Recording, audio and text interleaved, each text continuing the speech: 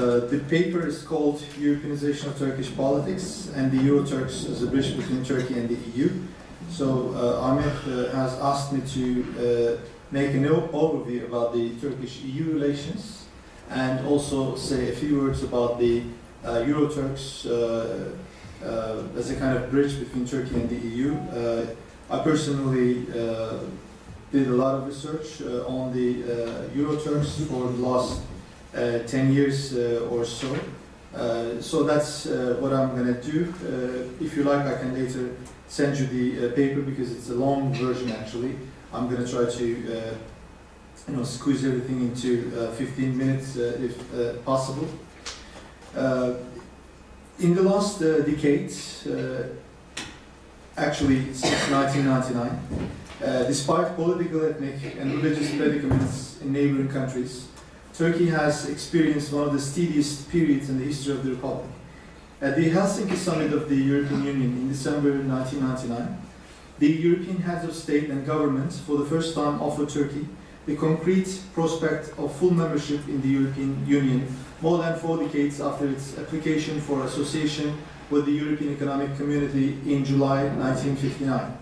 Subsequently, in 1963, Turkey had signed the Ankara Agreement, which foresaw the establishment of a customs union between Turkey and the European Economic Community. Although the customs union was an economic cooperation model, Article 28 of the agreement stipulated Turkey's membership as a long-term goal. Accordingly, this stipulation had ramifications in the political realm. The economic interests of elite had a conditioning effect on democracy. Turkey applied for full EEC membership in 1987. Although Turkey was deemed eligible for membership in 1989, the opinion of the Commission stated that there were several economic and political difficulties that needed to be addressed before membership, such as the expansion of political pluralism, the state of democracy, the persistence of disputes with the member state, namely Greece, the lack of a viable solution to the Cyprus problem, relative economic backwardness, especially in macroeconomic terms, the Kurdish question, and problems related to human rights. However, the official reason for this rejection was the internal dynamic of the EEC, namely the ongoing process of establishing a single market. The decision taken later in Helsinki in 1999 was in almost direct opposition to that taken at the Luxembourg Summit of the European Union in 1997, 2 years before, which made Turkey's hopes for EU membership crash. European leaders then chose to ignore Turkey because there was no chance that Greece would not veto Turkey's candidate status, as this was a period of high intensity in the Turkish-Greek conflict.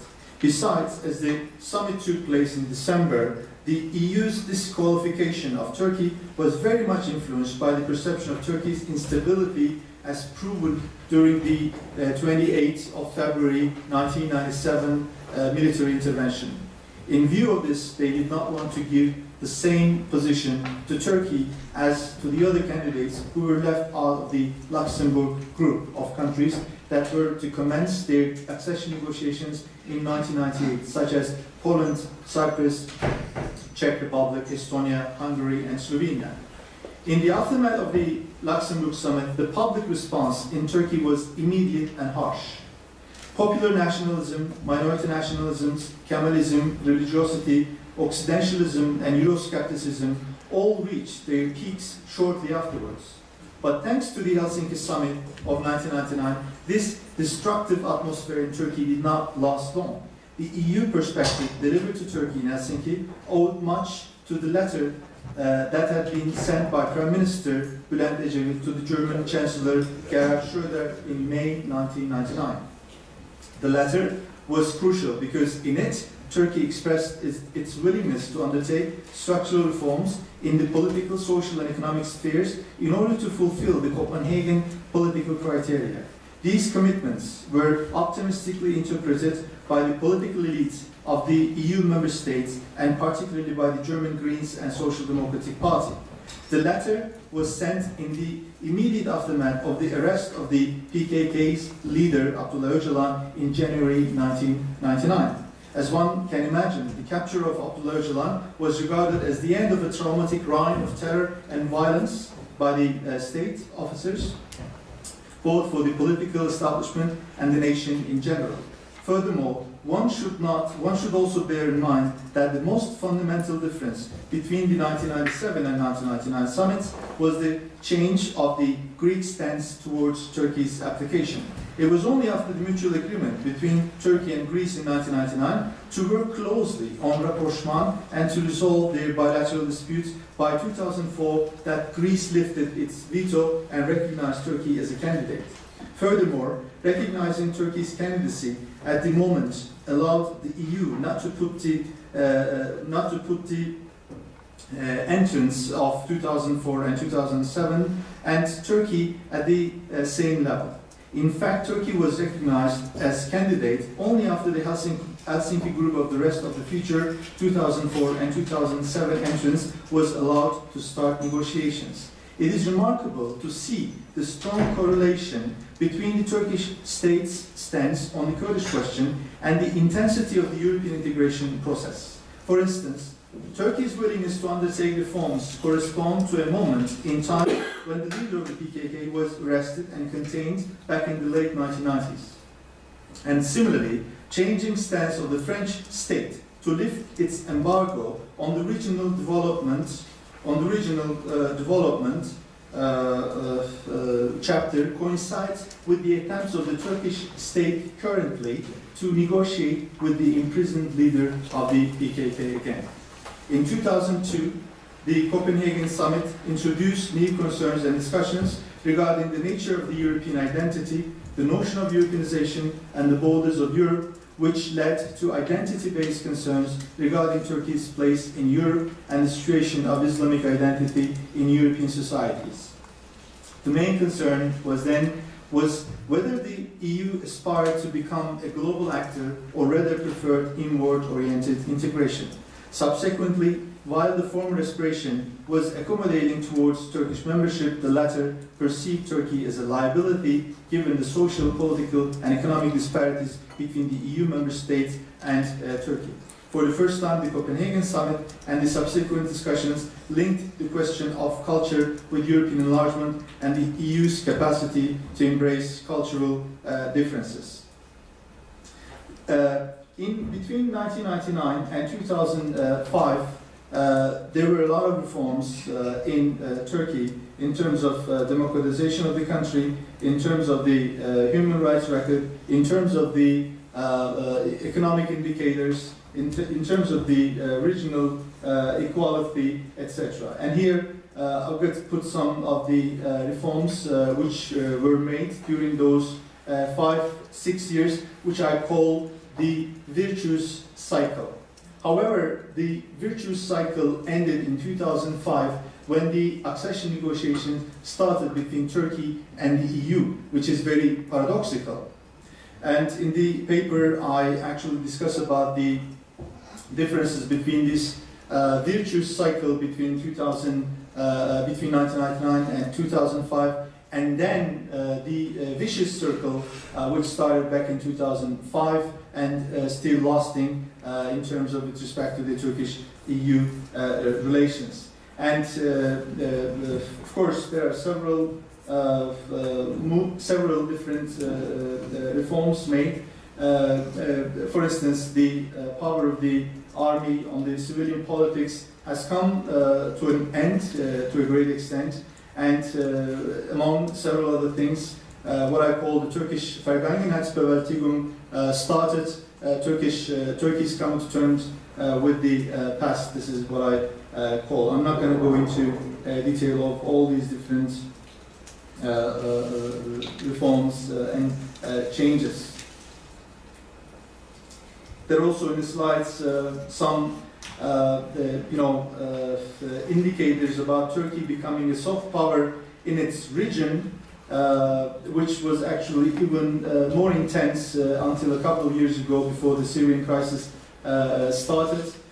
This was the time when the Turkish political leaders, the leaders of the AKP, and the president became very important figures in Turkey, and Turkey also recently started to establish Yunus Emre institutes in the immediate neighborhood first, in the former Ottoman Levant, Shram in a way, and then recently in the European capitals. And these are like the replicates of the Goethe Institutes or British Council, but the way the institutes are organized in different cities are actually quite different. We did an extensive research about the discourses of these centers established in the Ottoman Levant Shram in a way, using this rather more neo-Ottoman discourse and more Islamist culturalist discourse. But the ones established in the cities of the European Union countries like Brussels, Berlin, London, they're using more universalist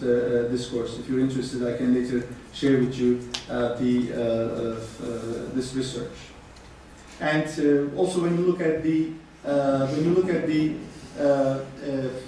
let's say former Ottoman territories, you will realize that some of the very popular figures of the Turkish soap operas have become extremely famous in all those countries, not only the Balkans but also the Caucasus, North Africa, Middle East, Israel, etc. And these are just two of those figures who are also later being invited to Dubai to shoot, movies, soap operas for specifically the Middle Eastern audience. And so this actually shows to a great extent that Turkey really has become a trading country in the region. But the thing here, this is something that we often discuss with the European colleagues. The way I interpret the fact that Turkey is really becoming a soft power in the region is actually because of the fact that Turkey has become really Europeanized in terms of its policy making, both domestically and internationally. And during the last 15 years or so, Turkey has learned a lot from the European counterpartners. Its foreign policy making has radically changed. Its diplomacy has radically changed. So European Union had a great transformative effect on several layers of policy making in Turkey. And the last actual indication of this Europeanization of Turkish policy making is related to the new bill, foreigners bill, still waiting in the parliament to be ratified. If you look at the details of the new bill, you will see clear indications of the fact that it is actually reflecting the Europeanization of Turkish migration and integration policies. However, this form of let me put it this way: the way Turkey has become active in the region was negatively interpreted by the conservative European policymakers, by Merkel's administration, by Sarkozy's administration, because mostly Turkey's becoming active in the region was portrayed as a kind of axial shift, as a kind of distortion from the European perspective of Turkey. When you set up the reality in such a way, then you also, in a way, alienate the political figures, the political elite in Turkey, the AKP elite in Turkey, and this was partly the reason why the AKP was alienating itself from the European cause. But probably the most important reason why the AKP became more alienated from the European cause was the European Court of decision in 2005 about the veil, about the turban case, and partly because of that, the AKP elite became more alienated with the Europeanization of Turkey as a process. So between 2005, or since 2005, there is this growing Euroscepticism in the country. for several different reasons. In the first place, the leading government, the government itself, is becoming more and more Eurosceptic because EU doesn't pay off anymore for economic reasons, for financial reasons, for other reasons. Turkey probably has some other focuses outside the EU, like Obama has, like other leading figures in the world has, and also partly because of the fact that Turkophobia or Islamophobia, becoming more and more important in the European countries. Enlargement fatigue is probably the most important reason, etc., etc. So, leaving these Turkey-EU things aside, let me just say a couple of words about the Euro-Turks in particular. Well, we're talking about more than 5 million Turkish origin people living in the European countries. The interplay of global and local, or international and domestic, is highly visible in different examples originating from diasporic groups with a background from Turkey. For instance, Alevi organizations, other religious organizations like the European Association of National Vision, Milli Görüş, as well as various Kurdish political movements, have generated their counterparts in Turkey, having a visible impact on the social and political life of the homeland. Alevi organizations have very strong links with the equivalent partners and political organizations in Turkey. Growing breaches and competition between diversified Turkish groups are also directly transferred to Turkey. This is how transnational communities have an influential impact on the political affairs of the homelands. There are some examples, like some political figures raised in Germany and then later coming to Turkey to do politics, to be elected in the Turkish national parliament, like Ali Rıza Gülçiçek, a member of the Alevi organizations in Germany. Or you could see a lot of people in the popular culture becoming very famous in Turkey, born and raised in Germany, Switzerland, or Belgium, or elsewhere. A very international soccer player, Mesut Özil's choice to play in the German national team makes a great echo in Turkey, and all these actually examples indicate that Turkey, politically, socially, and culturally, are very much being shaped by what is going on in the European context among what I call the Euro-Turks or Euro-Kurds or whatever you call them. So,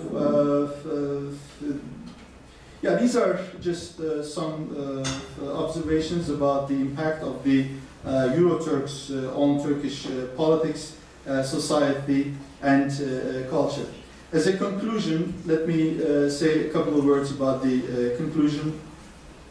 The process of modernization and Europeanization of Turkey dates back to the early 19th century. The journey is full of impediments, as the process was a rather politically oriented one, leading to the emergence of social divides and fault lines within the nation. And it was claimed that the definition of the nation in modern Turkey is parallel to the millet system of the Ottoman Empire in the previous sections of the paper. That is why nation has been defined in Turkey with reference to religion in a way that includes Muslims and excludes non-Muslims. This is a very interesting debate actually taking place at the moment. Those who are really interested in the Turkish political and social life, I'm sure will realize about this debate. However, the intensification of the process of Europeanization in the aftermath of the Helsinki summit has brought about a remarkable change in the perception of ethnocultural and religious minorities by the state. From then on, a discursive shift is observed in Turkey from a rather Republican discourse of unity over diversity to a more democratic and pluralist discourse of unity in diversity. However, the period following the decision of the heads of European states to start accession talks with Turkey in late 2005 was marked by a rising tide of Euroscepticism or EU skepticism, deriving from both internal and external dynamics. And finally, what I want to underline is that one should also realize that this very victorious cycle between 1999 and 2005 has also something to do with the rise of the civilizationist, culturalist, and religious discourse prevailing in the world. And I'm very much critical, actually, to the rise of the civilizational discourse, in the sense both, clash of civilizations paradigm promoted by Huntington, and similarly the alliance of civilizations paradigm later promoted by leaders like Erdogan and Zapatero, the Spanish. There's still this initiative undertaken by the UN. Anthropologically speaking, both refer to the same thing. Both clash of civilizations and the alliance of civilizations exactly refer to the same thing, because both civilization rhetorics reduce civilization to culture and religion, which was not the case in the 19th century, in the 20th century German or French philosophy, because civilization means more than that. Civilization means urbanization, modernization, industrialization, and all the other material processes. So this is the final conclusion that I'll leave you with. Thank you very much.